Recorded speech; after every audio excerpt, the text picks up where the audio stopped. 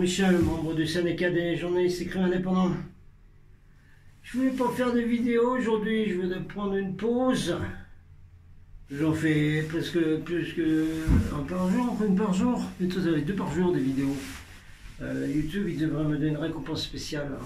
Et puis on causera au robot là, parce qu'il nous entend. Un retour à 2100 mètres dans les œufs prêtés gracieusement, qui est un beau petit studio d'enregistrement, n'est-ce pas? Et puis, on va derrière là, ça. Oh là là, oh bah oui. Et derrière là, c'est joli, hein? Ah ouais. Ah mais non, ça fait comme dans les studios de télévision. Ouais, à Paris, partout ailleurs là, parce que on les prend. Et puis, dans un fond, on leur met des beaux paysages, des fois. Des fois, pas du tout, enfin bon. Oh, mais je connais, j'ai une formation de journaliste reporter d'images avec les caméras de télévision. Alors, je sais comment c'est tout ça. Donc, bah, tant pis, on va faire un peu de vidéo aujourd'hui. Et puis, on va pas se balader trop parce qu'il y a du vang. C'est le vang, c'est le vang. Oui, c'est une chanson du Tar. Sur le vent de temps. Dis maman, qu'est-ce qu'on entend? C'est le vent, c'est le vent. C'était un curé qui avait fait ces chansons-là dans le Sidobre. C'était joli pour les enfants. Oui. Il y a plein d'enfants hein, aujourd'hui. Eh ben, les pauvres, il faudrait qu'ils soient tous au courant de la vidéo que j'ai faite ici. J'ai passé 2 jours entiers. La vidéo de David Icke. Peuple, on enfume vos enfants avec réchauffement climatique, l'éco-anxiété et tout le truc. Vous allez regarder ça, le partager au max. Hein. Oh, bon. Bon, bah, puisqu'on ne peut pas faire grand-chose dehors, on peut même pas monter à 2004. Alors évidemment, je ne vais pas vous montrer le ciel, toujours d'une histoire, il y en a marre. Il y a eu des croisements de chemtrails, hein, même y compris ici, hein, dans l'Aude, Ariège, Perpignan, avec des croix, des lignes comme ça dans le ciel, partout. Alors, le résultat, c'est qu'après, ça fabrique des espèces de nuages bizarres. On ne sait même pas ce qu'il y a dedans. Il faudrait y aller monter, les analyser avec un ballon de montgolfière. Ouais, ouais. Mais c'est pas joli, hein. Alors, résultat, le temps est moche, il y a ces mauvais nuages, il y a les chemtrails là, ils sont horribles, je ne vais même pas vous le montrer. Bon, alors vous allez regarder aussi la vidéo que j'ai faite aussi, que j'ai traduite hier, de Deborah Tavares sur les microplastiques, les microfibres nanorobots qui viennent des chemtrails et qui rentrent dans tout le monde, hein, bien sûr. Et qui ont un lien avec la 5G. Ouais, j'essaie de l'expliquer dans la vidéo, mais ça a un lien avec la 5G. Oui, parce que c'est un truc du tonnerre, parce que avec les avions des armées de l'air, américaines et OTAN, on envoie plein de trucs, ok. Mais on envoie aussi donc des nanorobots, des petits trucs d'intelligence artificielle minuscules, qui rentrent partout, qui rentrent dans le sol, les racines des arbres prennent, végétaux, animaux, nos animaux domestiques, tout le monde et nous aussi. Et on les a, ils rentrent en nous. Et donc ces microfibres plastiques, c'est comme des fils de verre, c'est la même chose. Vous démontez, vous savez, les fibres optiques là, vous démontez ça, et ben en microfibres, hein, vous avez des espèces de bestioles synthétiques qui sont fabriquées avec ça. Et ces fils, les mêmes que pour la fibre optique, hein, sont utilisés comme des antennes, comme des récepteurs.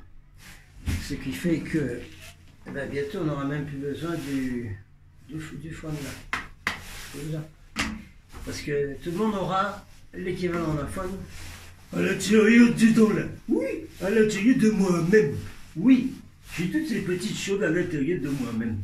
Vous avez regardé ça sur la vidéo de Deborah Tavares. Et évidemment, ça va servir de récepteur comme des talkie-walkie, quoi, ou station de radio, pour ce qui va venir par la 5G. Il est important de mettre la 5G parce que ça multiplie par des vitesses extraordinaires les informations, les choses qu'on peut faire à distance, mais surtout ceux qui utilisent la 5G, et même ceux qui ne veulent pas l'utiliser, parce que notre corps est un réceptacle de 5G. Ah oui, on était dans les informations de 20 heures, hein, là, parce que j'en fais toujours un peu, de temps en temps, j'en ai pas fait depuis longtemps. Information de 20 heures, voilà, avant de faire une autre vidéo. Qu'est-ce qu'il y a dans les informations de 20 heures en cours? On voit maintenant, quand on regarde les vidéos alternatives, les liveurs, comme ils s'appellent maintenant, les liveurs, c'est-à-dire des gens, souvent de la famille jaune, hein, qui vont filmer tout ce qui se passe. Hein. Et puis maintenant, c'est quasiment tous les jours qu'il se passe des choses, pas seulement le samedi. Et même aujourd'hui, là, il y avait quelque chose, là, désobéissance civile. Et on voit toujours le même spectacle maintenant, d'espèce de Robocop. Ils n'étaient pas masqués, ceux-là, parce que c'est des gendarmes. C'est un peu moins différent, moins pire. Qui contrôle les gens, qui les aligne contre les murs, là, dans les rues, etc. Et puis les passants, ils regardent ce qui se passe. Et puis un peu partout, comme ça.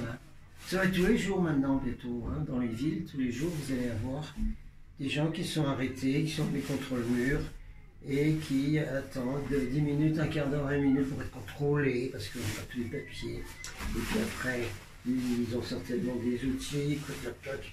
Alors voyons, si ça, c'est pas un terroriste recherché. Alors c'est quel fichier celui-là? Ah, ça c'est un fichier S. Ça c'est un fichier GJ. Ah! Ouh, attention, c'est des gens qui font des fouillés complets là. Et regarde si vous n'avez pas des instruments contondants, des choses anormales qui pourraient être utilisées. C'est quoi ce cirque là, hein? Alors qu'il y a des gens des MK Ultra qui se baladent partout en attendant de fabriquer le prochain faux drapeau. Écoutez, si personne ne dit rien, si les Français ils disent rien, s'ils regardent ça en disant oh, oui, c'est normal. Comme il y avait des passants qui disaient ah, c'est normal en France, hein, dans les années 40, milieu du XXe siècle, oui. Les gens regardaient ça, ah oui, c'est des contrôles. Là, et ça, c'est Gestapo qui fait des contrôles. Puis en Allemagne, pareil, parce que les Allemands ils étaient contrôlés, je vais vous dire tout de suite. Hein. Il y avait des polices intérieures en Allemagne pendant la guerre, qui contrôlaient les gens aussi. Et c'était pareil dans la rue, les gens y passaient, puis regardaient. Ah oui, non, mais c'est les contrôles. Ça va devenir standard, bientôt aussi les gens vont dire, oh, c'est normal, il faut bien contrôler les gens dans la rue, hein, qui est dans la rue. Et alors, si tu vas te contrôler, toi. On ne sait pas pourquoi, c'est pas expliqué, c'est le système dont on n'arrête pas de parler, nous, les crieurs de vérité, n'est-ce pas? Voilà, on va finir les informations. 20 heures, ben oui. C'est là qu'il faut regarder, pas les autres. Les autres, c'est par la fenêtre, la télé. Avant que j'oublie, je voulais dire un mot robot. Oui, parce que les robots, Google, ah ben oui, hein, vous avez déjà vu dans mes vidéos, hein, le grand Manitou, là, d'une société de Silicon Valley qui fabrique les ordinateurs quantiques, intelligents pis tout, voilà. Mais il y a des ordinateurs, ils sont en route, hein, chez Google aussi. Mais Google, dans tous ses sous-traitants, je sais pas quoi, ces satellites comme YouTube, utilisent aussi des robots, bien sûr, hein, des robots qui regardent nos vues, ce qui se passe sur nos chaînes, etc. Hein? Et puis vous savez bien que les robots aujourd'hui, ces robots-là, à logarithme et compagnie, ils captent les mots qu'on met dans les vidéos, qu'on met dans les titres. Mais ils captent aussi ce qu'on dit. Ouais. Hé, robot là, t'écoutes là? Eh ben écoute-moi 5 minutes. Je fais presque une vidéo par jour en ce moment. Hein? J'amène des gens sur YouTube. Hein? J'aide YouTube, moi. Vous avez entendu là les surveillants superviseurs Manitou de YouTube? C'est des gens comme moi qui vous amènent du monde sur YouTube et après que vous leur balancez de la pub, des tas de trucs, hein, et puis vous vendez même leur lien, leur nom et tout le bazar à des sociétés de pub et tout, faites un pognon de tous les tonnerres. Alors, faudrait peut-être être gentil avec nous, les YouTube, là, d'accord? Faudrait arrêter de bloquer nos vues et puis de nous rendre invisibles. Ça, c'est pas bien, ça, c'est pas gentil, ça. Un beau jour, on vous retrouvera. Ah oui, oui, vous allez voir. Vous croyez pas que vous allez arriver jusque dans les films Terminator, hein? Non, non, non, non, ça risque pas. Ou d'être du bio-robot en 2030, là, comme expliqué dans la vidéo des vidéos que j'ai traduit et que je vais en faire beaucoup plus. Donc je dis aux robots, là, et puis d'abord les robots c'est fait pour recevoir des ordres. Alors robot, moi je te donne un ordre, tu vas laisser ma chaîne tranquille, d'accord, hein? Tu arrêtes de regarder s'il y a des choses qui doivent être données au peuple, à la population, tout ça, ou aux petits-enfants, n'importe quoi. T'arrêtes ça, hein? Tu me libères ma chaîne, qu'elle soit visible et que les abonnés puissent venir en masse et qu'elle monte et tout, ok? Thank you very much, Mr. Robert. Qu'est-ce qu'il y a d'autre en cours? On est très bien ici. Ah, par contre, là, le café, la tour prend garde. Mais bien, prenez garde, la tour prend garde, elle est où? Alors, tu ne viens pas à la gardère viendra à toi. Oh, pas le salopard milliardaire qui dirige tous les journalistes en disant ce qu'ils doivent faire. Non, non, non, non, l'ancien, la gardère du très bon livre, Le Bossu.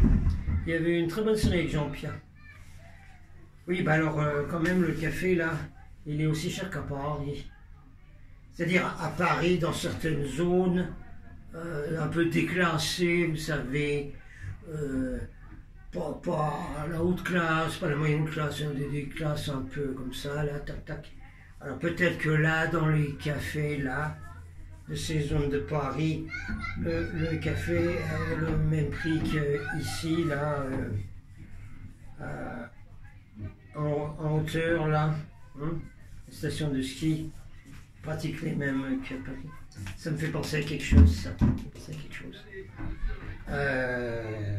Quand le franc a été transformé en euro, contre la volonté du peuple qui avait fait un référendum pour dire non, on ne veut pas aller dans l'euro. Donc quand on a imposé la banque centrale privée comme la Fed américaine, qui est la banque des milliardaires et qui contrôle tout, quand vous autres, moi j'étais en Amérique, vous êtes passés du franc à l'euro. Certains s'en rappellent, peut-être Saint-Valentin, il s'était même pas né, c'est pas grave. Alors, en revenant des États-Unis, hein, une fois j'étais dans un bar là, local. Il faut faire attention aux embuscades parce que tous les locaux ici, ils s'enfilent des pastilles à fond les manœuvres, puis quand ils vous connaissent, tiens, c'est très dangereux. Alors j'ai discuté avec le barman. Je lui ai dit, mais comment ça s'est passé quand c'est passé du franc à l'euro? Il s'est bien rigolé. Il a dit, oh là là, quel bazar! Oh le bazar que c'était! Ah, c'était du tonnerre! Il a dit, ben au début, les gens étaient complètement paumés, puis ils venaient au bar, et puis maintenant c'était écrit en euros.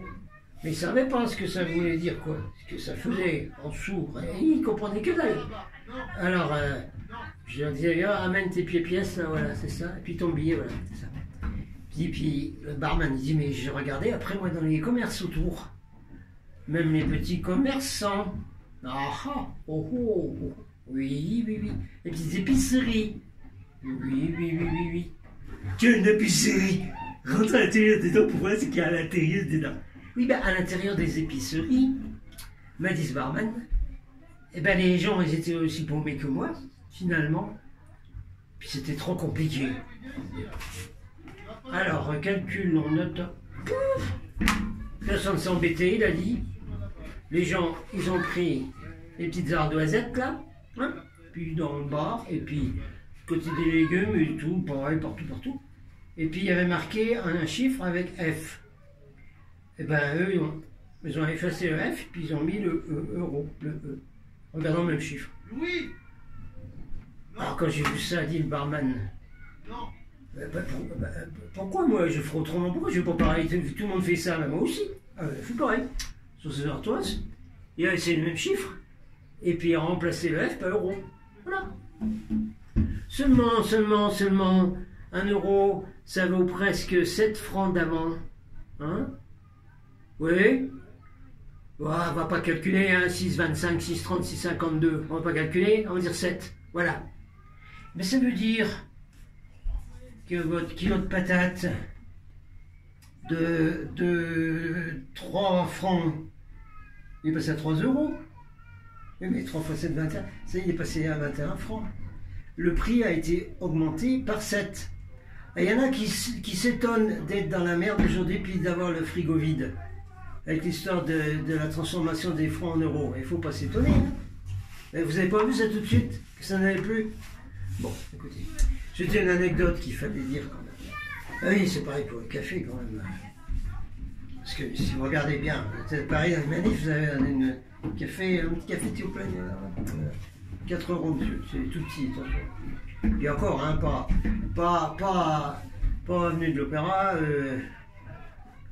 Moi j'ai travaillé rue de la Paix au fait, tiens. Oui, pas dans ce coin-là. Hein. Oh non.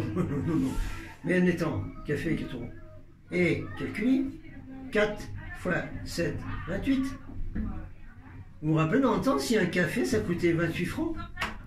Quand vous rentriez dans le café à Paris, là, manger un café puis un jambon beurre.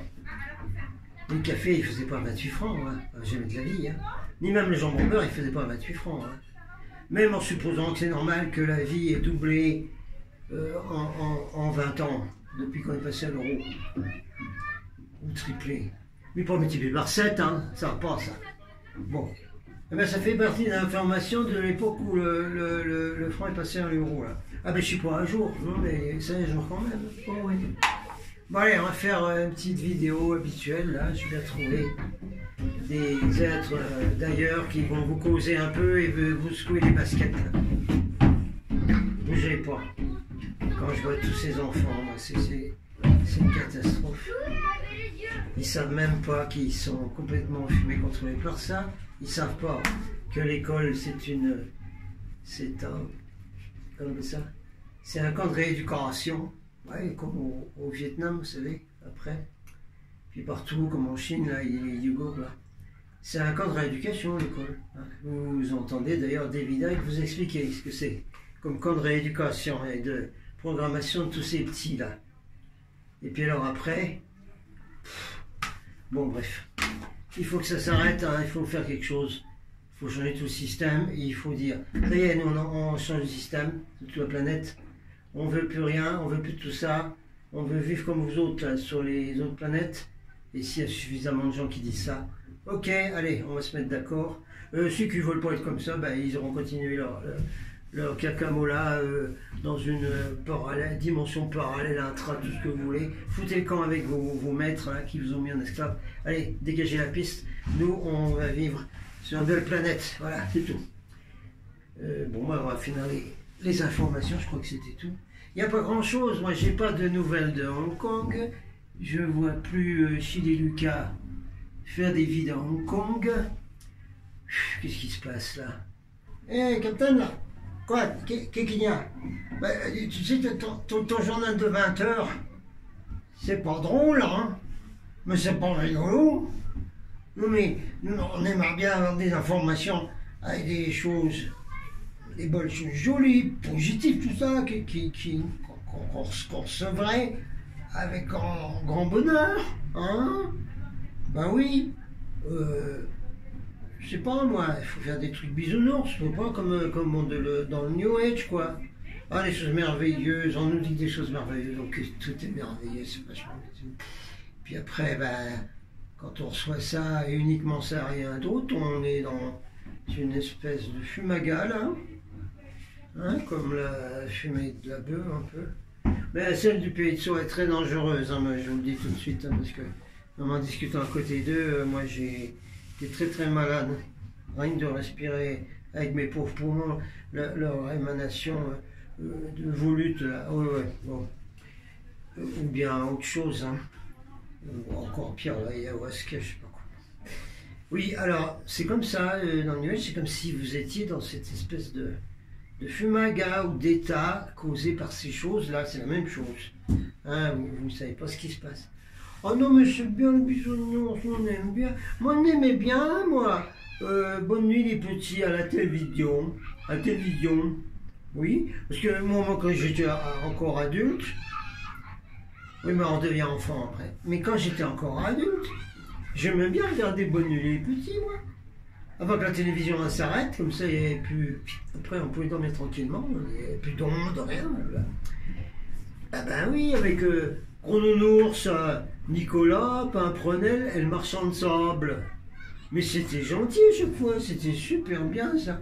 Oh, c'était des trucs, c'était comme les bisounours, quoi. Ça fait du bien, voilà. Ben oui, mais les gens, il faut se réveiller en ce moment, vous n'êtes pas au courant, là. Parce qu'il ne reste plus beaucoup de temps. Hein. Non, non, c'est pas à la fin du monde dans 12 ans, parce qu'on est en train de détruire la planète, et la planète est morte dans 12 ans. Non, pas ça du tout. Non, non, mais dans 12 ans, on est comme dans les films de science-fiction, là. Hein. Exactement comme dans le film dont j'ai déjà parlé. Regardez-le donc. Total Recall, le dernier. Un remake avec Jessica Biel, l'acteur, je ne sais plus. Si vous voulez savoir dans quelle société on va vivre en 2030, ben vous regardez ce film. Vous l'avez dedans. C'est bon. C'est exactement ça. Total Recall avec Jessica Biel. Allez-y. Plus Jessica Biel, super actrice, super gentille. Elle est en partie indienne Choctaw. Ouais, Choctaw. Choctaw? Ouais, elle est même chez qui j'ai été. Ah oui, tu fais les initiations. Oui, oui. Super top. Bon. Bon, c'est gay?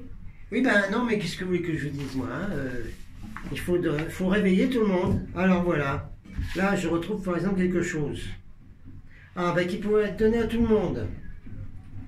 Donc, je vais changer le titre de cette vidéo. Ouais, ouais. Ça va pas être une vidéo de ma série, là, comme ça. Non, non, non, je vais trouver un autre nom. Parce que comme ça, on pourra le mettre à tous les jaunes, là.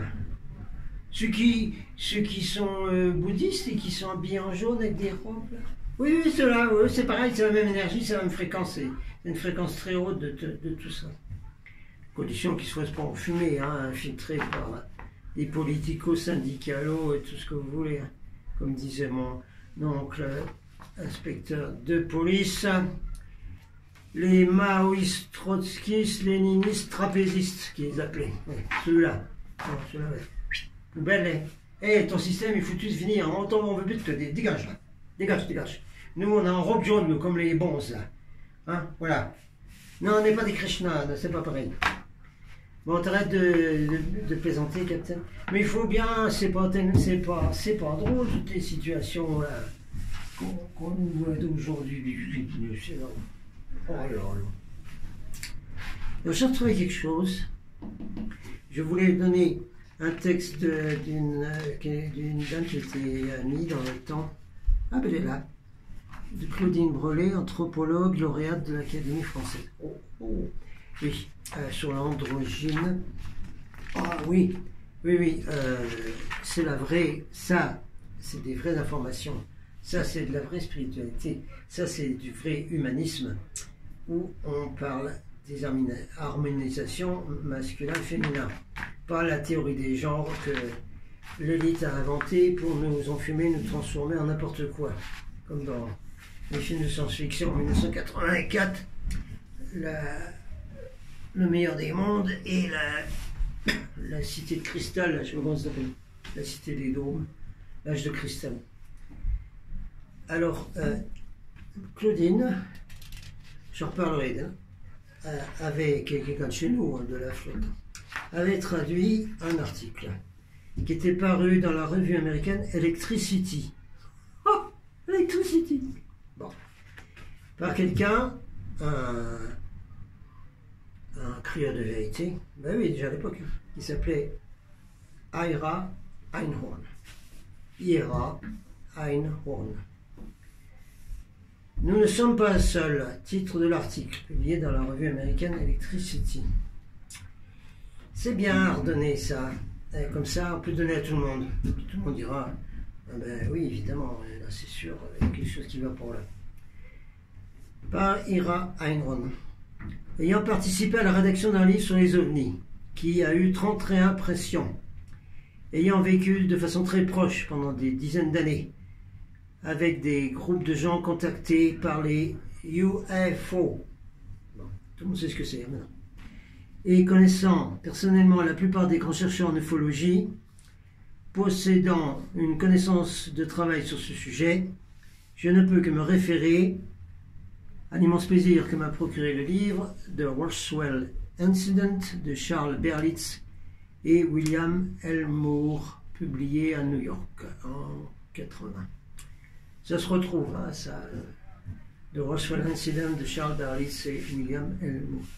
Tiens, Charles Berlitz, il était à la première convention Dialogue avec l'univers où j'étais conférencier moi-même. Charles Berlitz. Oui, celui qui a fait les écoles Berlitz, mais qui a aussi publié des livres sur des sujets chauds. Voilà. Continuons avec ce que dit Ira Einhorn. Ce livre est un exemple de technique historique appliquée au problème OVNI, à la recherche de rumeurs persistantes au sujet d'un disque accidenté dont une partie fut récupérée par les militaires ainsi que de corps. La mise au secret de cet épisode doit être reconnue comme le fait le plus significatif de ce siècle très étrange, XXe siècle. Oui, alors, d'après un ami ancien CIA, qui était capitaine de l'US Air Force et dans les services d'intelligence sur la base de Roswell, il n'y a pas qu'un seul qui a craché, il y en a eu plusieurs. Hein. Alors, et puis ils ont trouvé des corps, mais ils ont trouvé des vivants aussi. Hein. Et puis tous les ordinateurs qui ensuite ont été amenés à l'université de Albuquerque, New Mexico, où M. Bill Gates a reçu le cadeau des militaires. Ben voilà, invente quelque chose. Puis il nous a inventé Windows et puis des tas de choses, Microsoft, tout ça. Voilà. Bien là. Bon, revenons à ce que dit Ira. En interviewant tous ceux qui vivent encore et qui furent connectés avec ces incidents, ben, il n'y en a plus beaucoup hein, qui sont vivants. Parce que beaucoup ont été... En utilisant des vieux journaux magazines, en reliant ces faits d'information sur une arme nouvelle extrêmement puissante qui est l'acte de liberté de l'information, oui. Berlitz et Moore ont décrit un événement qui a eu lieu au Nouveau-Mexique en juillet 1947. Ils n'ont fait qu'une certitude telle que personne ne lisant ce livre, avec un esprit ouvert, ne pourra désormais douter de deux faits. Voilà, ceux qui sont habillés en robe jaune, là, comme les bons, vous écoutez ça. 1. Les ovnis existent. Ben voilà. Voilà, ils existent, c'est tout. Et puis, ça vient d'ailleurs. Voilà. 2. Le gouvernement nous ment avec une totale impunité dans toute situation où il est nécessaire de le faire. La qualité de l'information présentée dans ce livre est excellente. On y trouve un mémoire du FBI par J. Edgar Hoover. C'était pas bon ça. Peu après l'incident de Roswell. Il ressort de ce rapport du FBI de M. J. Edgar Hoover que les disques volants ne sont pas le résultat d'une expérimentation faite par l'armée ou par la marine et que le sujet intéresse le FBI. Et Edgar Hoover, dans le rapport du FBI, a ajouté de sa main: si l'armée a enlevé le disque, il y en a plusieurs, elle ne nous laissera pas l'examiner. Même le FBI. La CIA et le FBI surveillaient de très près George Adamski, George Van Tassel, etc. Ils les suivaient tout le temps, en voiture et tout ça. Même à certains moments, on me l'a dit, soit la veuve de George Van Tassel, soit quelqu'un d'autre, que justement là en Californie, avec ses contactés, qui étaient surveillés tout le temps, très souvent, les gars du FBI protégeaient les contactés contre les mecs de la CIA. Étrange, non? Ça ne veut pas dire que c'est super, attention. On continue avec Ira. Un nombre de personnes étonnantes ont souffert de cette vague de désir de protéger la sécurité nationale pendant toutes ces années où le gouvernement a nié toute réalité au problème UFO. Beaucoup d'hommes de femmes ont été ridiculisés pour avoir simplement rapporté ce qu'ils avaient vu et entendu. Cette imbécilité doit cesser, car un gouvernement qui crie au loup trop souvent va se voir totalement isolé par une population qui finira par ne plus croire à aucune chose ayant une origine officielle. Ça va les bons en robe jaune là, ça vous plaît là, ce qui vient d'être dit là? Pas mal hein? Ben oui hein, eh ben oui on en est arrivé là, voilà. Le manque de connaissances sur des informations secrètes et criminelles, d'avoir bouclé des informations qui permettraient à la planète tout entière de soupirer de soulagement est un Watergate cosmique. Ceux qui agissent encore de cette manière doivent subir les mêmes conséquences que les hommes du président. Rappelez-vous le film là, avec Redford, Watergate. Il faut subir ce sort-là. Tous ceux qui dirigent quelque part et qui font des enfumages comme ça doivent subir les mêmes conséquences. Lorsque l'information qui est si libératrice pour l'esprit humain est finalement prisonnière, il n'y a qu'une seule chose qui puisse nous élever, c'est cette conscience que nous ne sommes pas seuls. Signé Ira Einhorn, article paru dans la revue américaine Électricité, traduit par Claudine Brelet. Alors je pense que là, c'est Claudine qui m'a donné l'info qui suit. Soit qui l'a écrit, soit qui me l'a donné comme ça, directement.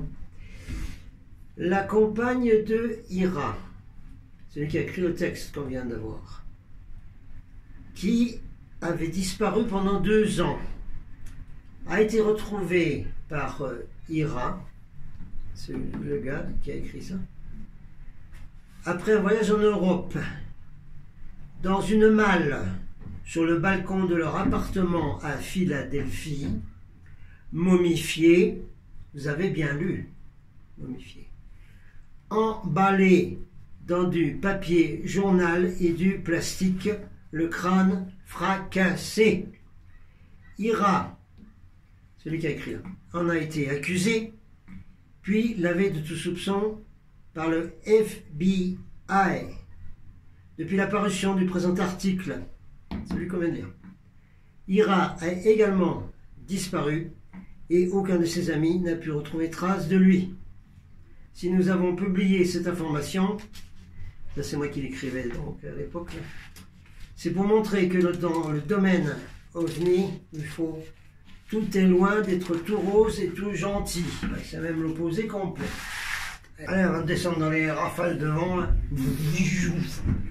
On va finir cette vidéo, je ne sais pas encore comment l'appeler, mais moi je trouve toujours des noms pour les vidéos et pour tout d'ailleurs. Je trouverai quelque chose. On va finir, tiens, dans cette revue-là, qui était publiée par Myself, on recevait des courriers. Ouais. Ben oui, comme dans les chats, il y a les lecteurs, tout ça, comme aujourd'hui les spectateurs, ils nous écrivaient, voilà. Oui, ben, c'était plus haut niveau que ce qu'on voit aujourd'hui dans les chats, hein. Ouais, oula, oui. Alors, j'ai retrouvé ça, là. Ça, c'est bien. C'est une bonne petite conclusion. Et on avait du monde de partout, hein, quand on communiquait par la poste, avec des enveloppes, que l'élite, elle ne pouvait pas regarder ce qu'il y avait dedans. Je suppose. Ils ne regardaient pas, quoi. Voilà. On était tranquille, on n'était pas surveillés comme on l'est aujourd'hui. De la moindre petite chose que l'on écrit que l'on dit. Alors j'avais reçu dans les courriers donc quelque chose d'un frère africain. Oui, parce que les Africains entre eux ils s'appellent frères. Et puis moi quand j'étais en camp de concentration de M. Obama, n'est-ce pas, qui continue aujourd'hui avec l'autre, la trompe, hein, bien sûr. Et bien tous mes meilleurs copains c'était des Africains. Tous. C'est partout. Partout. Congo, Kinshasa, Sénégal, Côte d'Ivoire, partout. Tous mes copains, c'est des Africains, ceux qui parlaient français et ceux qui parlaient anglais. Et puis, c'est frères, hein, frères, une fraternité entre nous, du tonnerre de Brest. Et on se protégeait un peu des gangs mexicains et jamaïcains qui étaient dans les mêmes camps. Ah oui, je suis la joie hein, d'être enfermé là-dedans. Ouais. Et d'ailleurs, un des gangs mexicains a complètement démoli une fois un de nos frères africains qui n'a même pas été envoyé à l'hôpital. Tout au contraire, il a été accusé d'avoir démarré un conflit avec le gang mexicain, lui tout seul. Et puis il a fini au donjon, au trou, quoi, hein, dans un espèce de bunker pendant... si vous avez fait la moindre petite bêtise dans une prison, dans un camp, vous vous retrouvez là-dedans. Hein. Le frigo que Steve McQueen a appelé dans la Great Escape. Bon, vous savez bien le film. Alors voyons ce que dit notre frère là. Mboloka Shule Makubani du Zaïre écrit: ne pas admettre l'existence des extraterrestres revient à ne pas admettre la thèse philosophique raisonnable de la pluralité des mondes habités. C'est s'accrocher inutilement sur une ancienne croyance du Moyen-Âge qui voulait que la Terre soit le centre de l'univers et qu'en dehors d'elle c'est le vide absolu. À partir du moment où l'on reconnaît que notre Terre, notre planète, est un monde parmi d'autres 1000 milliards qui évoluent dans l'espace, ipso facto, on doit admettre que ces mondes, dont certains sont plus immenses que la Terre, doivent être peuplés d'êtres vivants et qu'ailleurs se trouvent des mondes habités par des êtres ayant un développement physique, psychique et spirituel inconnu sur notre planète et où la science est 1000 fois plus avancée que le stade où est arrivée notre science sur la Terre. Voilà, on termine avec ce beau petit paragraphe d'un frère du Zaïre. Voilà. On lâche rien, que ce soit pour la liberté, pour la vérité. On est tous pareils, les forces du 1. Oh, Captain Now. Go to the skies, but she was overcast. But I